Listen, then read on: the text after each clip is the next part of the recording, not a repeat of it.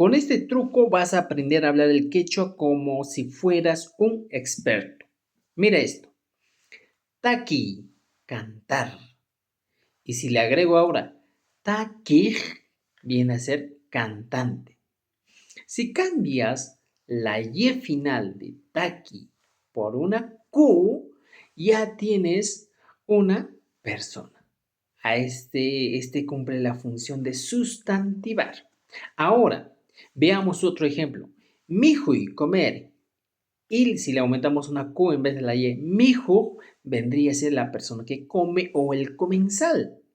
Y si utilizamos también suway, que es robar, y si le cambiamos la Y con la Q, suwaj, que vendría a ser el que roba.